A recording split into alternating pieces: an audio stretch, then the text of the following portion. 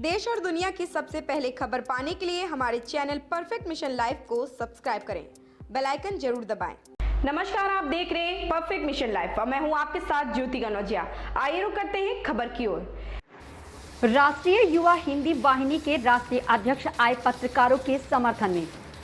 खबर यूपी के जनपद लखनऊ से है, जहां राष्ट्रीय हिंदू युवा वाहिनी के राष्ट्रीय अध्यक्ष अनुराग भृगुवंशी ने पत्रकारों को दिलाया पूर्ण विश्वास, हम पत्रकारों के साथ में हैं। पत्रकारों से अनुराग भृगुवंशी ने निवेदन किया, जब तक सरकार आप लोगों की बात नहीं मानती तब तक सरकार की गतिविधियों पर रोक लगा दी जाएगी। पत्रकारों ने कहा, अगर सरकार के द्वारा जयसिंह के ऊपर कार्यवाही नहीं होती है तो पत्रकार गांधी प्रतिमा के पास अनिश्चितकालीन धरने पर बैठेंगे, जब तक नहीं उठेंगे जब तक मांगे पूरी नहीं हो जाएंगी। राष्ट्रीय युवा हिंदी वाहिनी के राष्ट्रीय अध्यक्ष महंत अनुराग भृगुवंशी ने पत्रकारों के हो रहे लगातार उत्पीड़न को लेकर नाराजगी जाहिर की है। उत्तर प्रदेश में मीडिया और पत्रकारों के खिलाफ अधिकारियों की ओर से अपनाए जाने वाले मनमाने रवैये से नाराज हैं। अपने बयान में कहा है कि जयसिंह दरोगा अपने क्षेत्र के लोगों को पूर्व मुख्यमंत्री के फोटो दिखाकर डराता है, धमकाता है और कहता है कि योगी की सरकार जाने वाली है, अब फिर सपा की सरकार बनने वाली है, अब तुम लोगों की खैर नहीं है। सवाल इस बात पर खड़ा हो रहा है कि जनता की सुरक्षा की जिम्मेदारी है, फिर अपनी जिम्मेदारी से क्यों भाग रहे। दरोगा जयसिंह ऐसे अधिकारी सरकार की छवि धूमिल कर रहे हैं। कई दिनों से विवादों में घिरे हैं जयसिंह दरोगा। एसीपी महोदय स्वाति सिंह मीडिया कर्मियों के द्वारा पूछे गए सवाल से भागती हुई क्यों दिख रही हैं? पत्रकारों की बात क्यों नहीं सुनी गई? पत्रकारों को कब मिलेगा न्याय, या उत्तर प्रदेश में पत्रकार असुरक्षित ही रहेगा? लखनऊ से अमित शुक्ला की रिपोर्ट। उत्पीड़न हो रहा है और पिछले दिनों यहां राजधानी लखनऊ के गोसाईगंज थाना क्षेत्र में जो घटनाएं जिस तरह की देखने को मिली, निश्चित रूप से उनकी सूचना जिनको भी मिल रही है वो उसकी निंदा कर रहे हैं। आज हम राष्ट्रीय युवा हिंदू वाहिनी के राष्ट्रीय अध्यक्ष महंत गोस्वामी अनुराग भृगुवंशी से हम इस संबंध में बातचीत कर रहे हैं और हम जानना चाहते हैं कि उनका मत क्या है।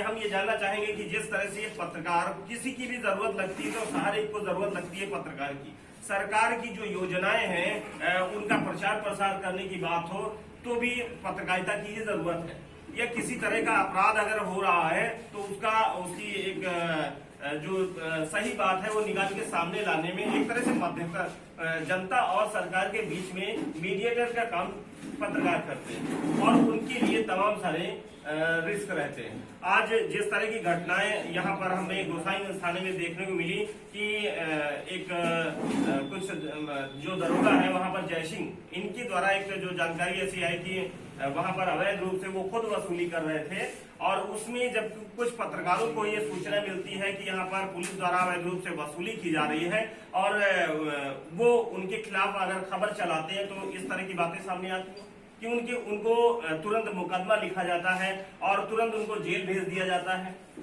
क्या कहेंगे आप?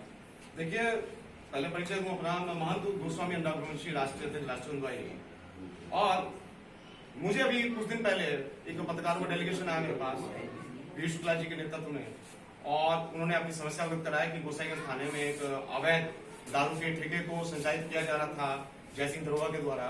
और जब इन पत्रकारों ने वहां पर कवरेज किया उसका और जब मीडिया में चला तो उसके बाद दरोगा जी ने क्या किया, दरोगा जी ने किलस कर अपनी खुंदस निकालते हुए पत्रकारों पर ही उल्टा मुकदमा दर्ज कर दिया। जो विवेचना कभी 3-3, 4-4 महीने, 3-3 साल में जाके लगती है जांच, वो उन्होंने 3 दिन में ठाके लगा दी। अब पत्रकारगण जेल गए। मैं जानना चाहता हूं माननीय मुख्यमंत्री जी से, आपके सूचना प्रसारण के डायरेक्टर शिशिर जी से, जिले के डीएम से, कमिश्नर से, कि जब कभी समस्या पड़ती है आंधी तूफान बारिश में हर जगह मीडिया उनको चाहिए, सरकार की प्रमुख योजनाओं के लिए मीडिया चाहिए, ठीक, आपातकाल में मीडिया चाहिए, कोरोना के प्रचार प्रसार के लिए उसके नियमों को फैलाने के लिए, उसके समाधान के लिए मीडिया चाहिए। और कोई होली वाले दिन जनता होली खेलती है फिर मीडिया चाहिए कवरेज करने के लिए। मुख्यमंत्री की योजना अनावरण होता तो आपको मीडिया चाहिए, सरकार के चुनाव होते तो आपको मीडिया चाहिए। लेकिन जब मीडिया के साथ उत्पीड़न हो रहा है, सीएम साहब खुद ये बोल रहे हैं योगी आदित्यनाथ जी कि मीडिया वाले को हाथ न लग जाए, तो कैसे गोसाईगंज से थानेदार ने उनको हाथ लगाया पत्रकारगणों को, और जांच क्यों नहीं ऊपर तक सरकारी स्तर पर भेजी उसने? यदि पत्रकार इतना ही गलत कर रहे थे तो आपने ओपनली मीडिया क्यों नहीं बुलाई, उनका पक्ष क्यों नहीं रखवाया? ऐसे किसी भी थानेदार को राष्ट्रीय गवर्नमेंट बर्दाश्त नहीं करेगी। लोकतंत्र का स्तंभ है ये आपका मीडिया, और मीडिया को मैं ऐसे घुट कर नहीं जीने दूंगा। मीडिया कर्मियों की जान आफत में है, हर मीडिया कर्मी का परिवार असुरक्षित है। जितने भी अधिकतर क्रिमिनल मामले खुलते हैं उसमें मीडिया का योगदान होता है, सरकार की वाहवाही उसमें मीडिया का योगदान होता है, आपदा के आप लोग मदद कर रहे हैं, काम कर रही सरकार, उसमें मीडिया का योगदान होता है। तो बताइए मेरे साथियों कि जब सीएम साहब और सरकार तक मीडिया के ऊपर चल रही है, जब सीएम साहब ने कहा हाथ नहीं लगना चाहिए, कैसे एक अदना से थानाध्यक्ष की हिम्मत हुई कि 3 पत्रकारों को जेल उसने भेज दिया। मैं इसका कहा विरोध करता हूं। अभी मेरी सूचना डायरेक्टर शशि जी से बात हुई, कल मैं लोग उनसे मिलने जा रहा हूं, मुख्यमंत्री से टाइम लिया जा रहा है, मैं पत्रकारों के साथ में डेलीगेशन लेके जा रहा हूं, और तीनों पत्रकारों पर जो फर्जी मुकदमा दर्ज किया गया उसकी बाकायदा लिखित माफी मांगी जाएगी, और संबंधित दोषी दरोगा को या आपके गुस्साई करने वाले को उसको जेल भेजा जाए, एफआईआर उसका नाम क्रॉस एफआईआर दर्ज हो, और अपर महाधिवक्ता उत्तर प्रदेश के द्वारा सीएम साहब निर्देश दें उसकी पुनः जांच उस मुकदमे की और सच्चाई की तह तक जाया जाए। और दूसरा, पत्रकारों की जान लगातार खतरे में रहती है। कवरेज करने के कारण पत्रकारों को 50 लाख का बीमा हो, उनके बच्चों को स्वास्थ्य सुविधाएं हो, प्लेन में जाने का आधा किराया मुफ्त हो, हर जगह ट्रेन बस में मुफ्त हो, बिल्कुल पूर्ण रूप से उनके बच्चों की शिक्षा मुफ्त हो, और पत्रकारों के लिए एक कमरे का मकान होना चाहिए, और हर पत्रकार को 10,000 रुपए महीने की पेंशन होनी चाहिए। पत्रकार ही वो स्तंभ है जो समाज को सही माने जीवित रखे हैं, सरकार को जीवित रखे हैं, सरकार के अच्छे कर्मों को जीवित रखे हैं, माननीय मुख्यमंत्री जी को सही सलामत बनाए हुए हैं, सरकार को बनाए हुए हैं। तो मैं चाहता हूं कि इस प्रकार का अन्याय ना हो और कड़ी कार्रवाई हो, और सीएम साहब संदेश दें कि यदि किसी मीडिया कर्मी के साथ अन्याय होता है तो मैं खड़ा हूं। मैं अपने मुख्यमंत्री से पूछना चाहता हूं, आपके निर्देश के बावजूद भी ऐसे दरोगाओं की थानाध्यक्ष की कैसे हिम्मत पड़ी पत्रकारों को जेल भेजने की, क्योंकि उनकी चोरी पकड़ी गई। हर थानाध्यक्ष काम कर रहा है आज की तारीख में, दारू के ठेके चला रहे हैं तरीके से। यदि मीडिया उसको कवरेज करती है तो क्या उसको जेल भेज दिया जाएगा? पत्रकारों को आप लोग जेल भेजेंगे? आप लोग अपराधियों की मीडिया करते हैं, आपने पत्रकारों की मीडिया क्यों नहीं करी अरेस्ट करके जेल जाते टाइम? आपने क्यों नहीं उनका पक्ष रख दिया हो मीडिया के सामने? मैं पुरजोर विरोध करता हूं और आह्वान करता हूं कि समस्त मीडिया, इलेक्ट्रॉनिक मीडिया तब तक कार्य बाधित रखे जब तक आपको न्याय न मिल जाए, और मुख्यमंत्री जी स्वयं बुलाए मिलने के लिए और मेरे पत्रकार बंधुओं का दर्द समझें। तब तक राष्ट्रीय हिंद वाहिनी आपके साथ है, उनकी आखिरी बूंद तक साथ हूं, अनवरत लड़ूंगा, तीनों पत्रकारों को निर्दोष साबित करा कर रहूंगा।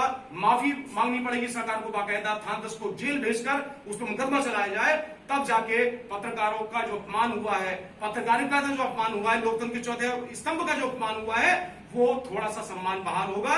और उसकी एवज में पत्रकारों को, उनके परिवार को बीमा दीजिए, सुरक्षा दीजिए, बच्चों की शिक्षा मुफ्त कराइए, उनको पेंशन दीजिए।